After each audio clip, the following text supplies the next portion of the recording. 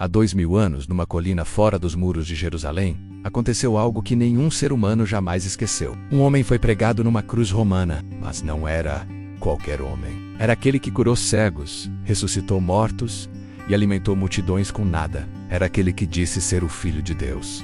E as pessoas que o colocaram ali achavam que tinham vencido, achavam que tinham silenciado sua voz para sempre, achavam que depois daquele dia, o nome de Jesus desapareceria da história. Estavam muito enganados, mas aqui está a parte que poucos param para pensar. O que aconteceu com cada um deles depois? Com aqueles que o traíram, que o julgaram, que o açoitaram, que pregaram os cravos, que gritaram pela sua morte? A Bíblia, os registros históricos e os documentos da igreja primitiva revelam uma verdade que vai te deixar sem palavras. Cada um deles enfrentou uma queda, alguns lenta, outros devastadora, mas nenhum escapou.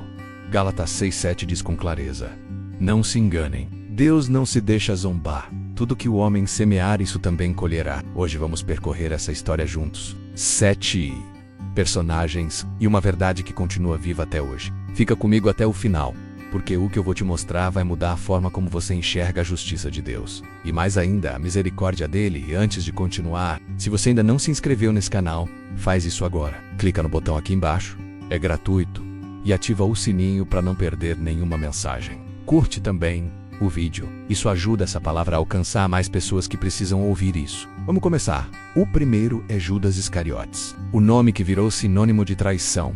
Judas não era um inimigo de Jesus.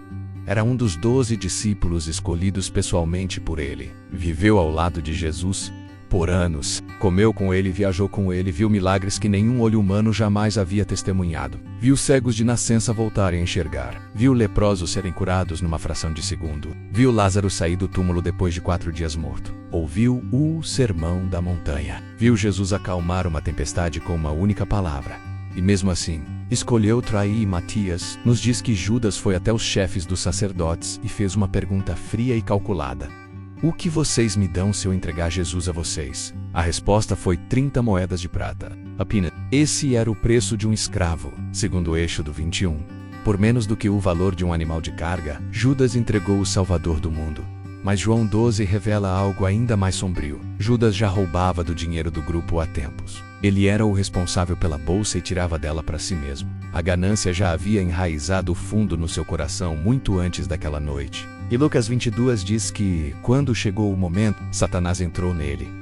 No jardim do Getsêmani, na escuridão da noite, Judas apareceu guiando uma multidão armada. E como identificou Jesus para os soldados? Um gesto de afeto usado como arma. Jesus olhou para ele e disse: Judas, com um beijo você está traindo o Filho do Homem? A traição se completou. Mas o que veio depois foi devastador. Quando Judas soube que Jesus havia sido condenado à morte, o peso do que havia feito o esmagou. Mateus 27 diz que ele sentiu remorso, devolveu as 30 moedas aos sacerdotes e confessou: pequei, entreguei um homem inocente. Os sacerdotes, que o haviam usado como instrumento, responderam com frieza: e isso é problema seu. Judas jogou as moedas no templo e saiu. Depois tirou a própria vida. O livro de Atos acrescenta um detalhe perturbador. Seu corpo caiu de cabeça num penhasco e se despedaçou nas pedras abaixo. O lugar foi chamado de Aceldamá, o campo de sangue. As 30 moedas que não puderam salvar sua alma foram usadas pelos sacerdotes para comprar aquele terreno, cumprindo exatamente a profecia de Zacarias escrita séculos antes. Judas ansiou por dinheiro e colheu desespero. Andou ao lado de Jesus por anos e nunca deixou Jesus entrar no seu coração de verdade. Sua história é um dos alertas mais poderosos da Bíblia. Você pode estar perto de Jesus sem pertencer a ele. Você pode conhecer a palavra sem deixar que ela transforme quem você é. O segundo é Caifás, o sumo sacerdote que condenou Jesus.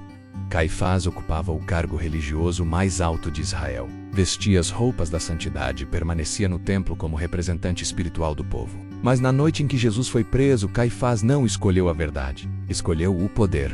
Em João 11, ele revelou seu raciocínio sem nenhuma vergonha.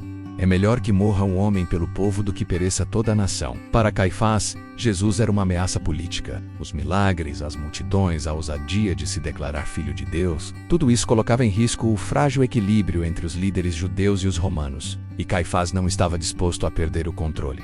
Então ele planejou, esperou a oportunidade. E quando Judas apareceu com sua proposta, Caifás a aproveitou sem hesitar nas horas silenciosas da madrugada. quebrando diversas regras da própria lei que jurara defender. Ele reuniu o sinédrio para um julgamento às escuras. O processo foi uma farsa. Trouxeram testemunhas para mentir, mas nem as mentiras combinavam entre si. Mesmo assim, Caifás seguiu em frente. Em Mateus 26, ele ordenou que Jesus falasse sob juramento, e Jesus respondeu com uma declaração que abalou o salão inteiro. De agora em diante vocês verão o Filho do Homem sentado à direita do poder e vindo sobre as nuvens do céu. Caifás rasgou as próprias vestes, aquelas mesmas vestes que simbolizavam santidade, e declarou: Marésimo. Ao amanhecer, Jesus foi entregue a Pilatos. À tarde estava na cruz. Mas o que aconteceu com Caifás? O historiador Flávio Joséfo registra que apenas alguns anos depois, ele foi removido do cargo por um oficial romano. O homem que ocupou o mais alto título espiritual de Israel perdeu tudo de uma vez. Sua influência desapareceu junto com o título. Relatos históricos sugerem que viveu o resto dos seus dias em desgraça. Alguns dizem que a vergonha foi tão grande que tirou a própria vida. Seu legado não foi o de um guardião da fé, mas o de um homem que condenou à morte aquele que é a própria verdade. O terceiro é Anás, o homem que operava nas sombras. Ele era sogro de Caifás e havia sido sumo sacerdote antes dele. Roma tinha retirado seu título oficial, mas Anás não abriu mão do controle. Quando os soldados prenderam Jesus no jardim antes do levá-lo a qualquer julgamento formal, o conduziram primeiro a Anás. João 18:13 explica isso claramente. Porque Anás ainda movia os fios por trás de tudo. 5 dos seus filhos também serviram como sumos sacerdotes, além do próprio genro Caifás. O sacerdócio havia se tornado um império familiar e Anás estava no topo dessa pirâmide de poder quando interrogou Jesus. Foi direto e calculista, mas Jesus não cedeu à pressão. Respondeu com calma: Sempre falei em público. Por que me perguntas? Pergunta a quem me ouviu. Não era a resposta que Anás esperava. Então o enviou a Caifás para que o julgamento oficial começasse. A Bíblia não registra o fim de Anás, mas a história o faz. Quando a grande guerra entre judeus e romanos explodiu no ano 66 d.C., a família de Anás ainda detinha riqueza e influência em Jerusalém. Mas em 70 d.C., as legiões de Tito cercaram a cidade. O que se seguiu foi devastação total. Relatos antigos sugerem que Anás não sobreviveu ao caos. Seus bens foram saqueados, sua família despedaçada, sua influência apagada para sempre. O homem que primeiro interrogou o Messias nunca viu o verdadeiro sumo sacerdote coroado nos céus. Anás deixa um alerta que atravessa os séculos. Você pode ter autoridade sobre coisas sagradas e ainda assim nunca conhecer o Deus que está por trás delas. O quarto é Pôncio Pilatos, o homem que lavou as mãos e ainda assim ficou com o sangue nelas. Pilatos era o governador romano da Judéia. Fontes históricas o descrevem como implacável, cruel e desrespeitoso com as crenças do povo que governava. Mas naquele dia, diante de Jesus, algo diferente aconteceu. João 18 registra a conversa entre eles. Pilatos perguntou: Você é o rei dos judeus? E Jesus respondeu: Meu reino não é deste mundo. Eu nasci para isso, para falar a verdade. Pilatos ficou perturbado. Ele sabia que Jesus era inocente. Declarou isso não uma, não duas, mas 3 vezes diante da multidão. Em Lucas 23, ele disse claramente: Não encontro motivo para condená-lo à morte. Mas os líderes religiosos haviam agitado a multidão e os gritos se tornavam cada vez mais altos. E quando pressionaram Pilatos dizendo: Se você soltar esse homem, não é amigo de César, a balança virou. Sua carreira política pesou mais do que a justiça. Mateus 27 registra o momento mais simbólico e ao mesmo tempo mais vazio da história. Pilatos pediu uma bacia com água e lavou as mãos diante de todos, dizendo: Não sou responsável pela morte deste homem. Mas lavar as mãos não apagou a culpa. A sentença foi dada, Jesus foi açoitado, zombado e enviado para morrer. O escritor cristão Eusébio registra que o governo de Pilatos terminou em desgraça. Por volta do ano 36 d.C., após reprimir mal outra revolta, foi convocado a Roma para se explicar diante do imperador Tibério. Antes do julgamento, Tibério morreu. O novo imperador Calígula o destituiu e o exilou. Eusébio relata que Pilatos, consumido pela vergonha e pelo desespero, tirou a própria vida.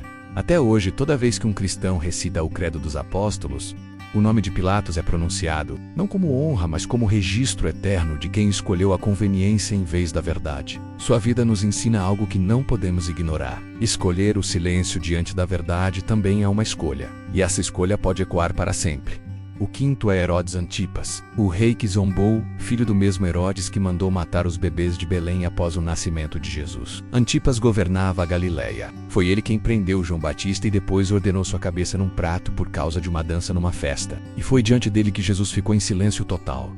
Lucas 23 descreve a cena. Herodes ficou animado ao ver Jesus, esperando que ele realizasse algum milagre para entreter a corte. Mas Jesus ele não disse uma única palavra. Então Herodes, junto com seus soldados, começou a zombar. Colocaram uma túnica esplêndida nele, riram, escarneceram e o mandaram de volta a Pilatos.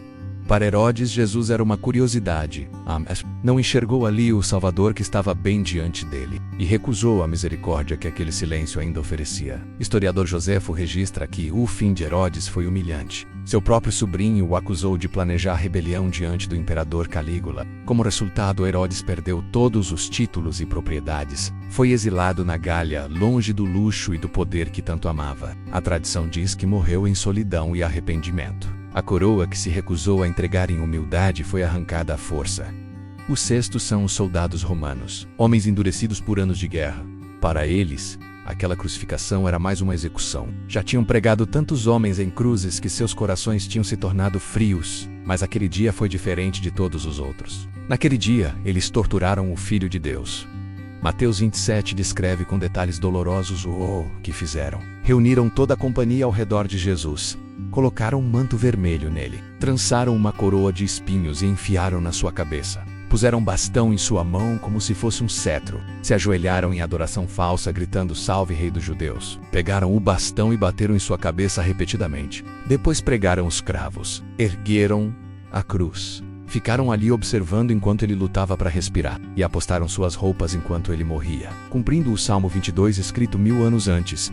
Mas nem todos saíram dali da mesma forma. Mateus 2:7-54 registra que quando o centurião responsável viu o terremoto, a escuridão e tudo o que havia acontecido, ficou aterrorizado e declarou: "Este realmente era o Filho de Deus". Aquela crucificação foi diferente de tudo que ele já tinha presenciado em toda a sua carreira militar. Bíblia não diz o que aconteceu com aqueles soldados depois, mas registros históricos e tradições da igreja primitiva sugerem que muitos enfrentaram fins violentos e repentinos. Alguns morreram em revoltas dentro da própria Judéia, outros em guerras distantes. Para ao menos um deles, porém, a cruz não foi o fim, foi o começo da fé.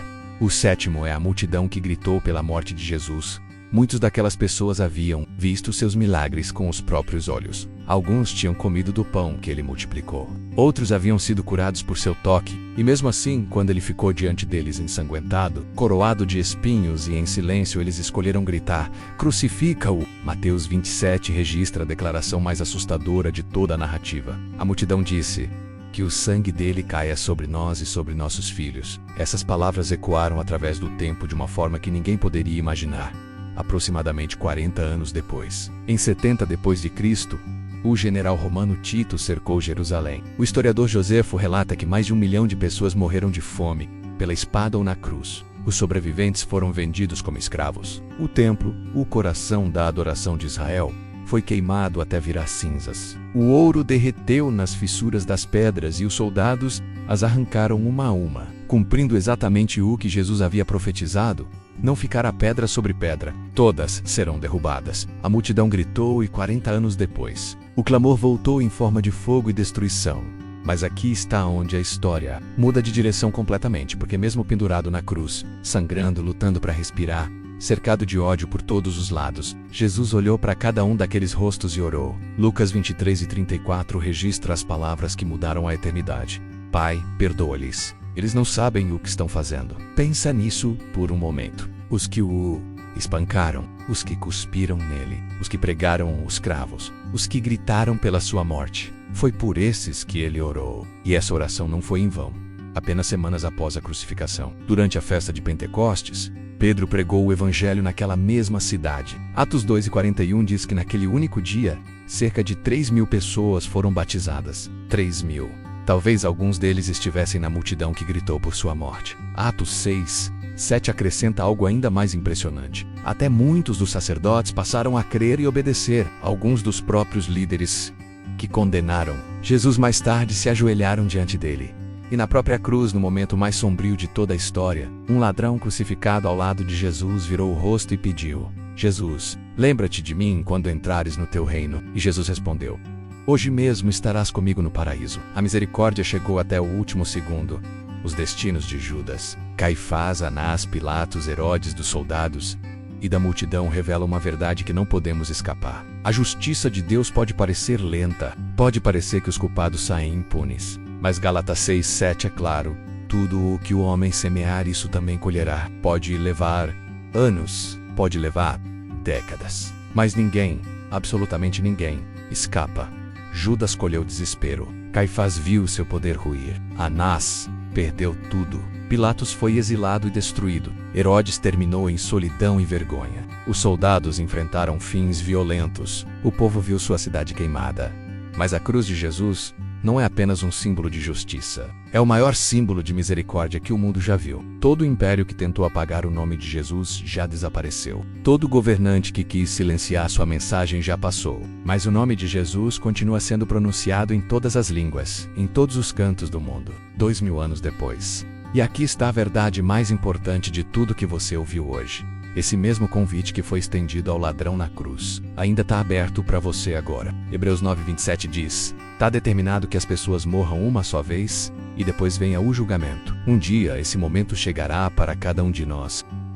Não espere até que seja tarde demais. Não arrisque a sua eternidade. O mesmo Jesus que orou por seus inimigos enquanto estava sendo crucificado ainda intercede por você hoje. A mesma graça que acolheu um ladrão morrendo numa cruz pode te acolher agora mesmo. Tudo que ele pede é que você venha até ele com sinceridade, sem hesitação e sem olhar para trás. Se essa mensagem tocou o seu coração, curte o vídeo agora e compartilha com alguém que precisa ouvir isso. Pode ser aquela pessoa que está longe de Deus, que está em dúvida, que está no limite. Essa palavra pode chegar até ela através de você. E se você ainda não se inscreveu nesse canal, faz isso agora. Clica no botão aqui embaixo, ativa o sininho e faz parte dessa corrente de ensinamentos direto da Palavra de Deus. Toda semana tem mensagem nova esperando por você aqui. Nos comentários, me conta.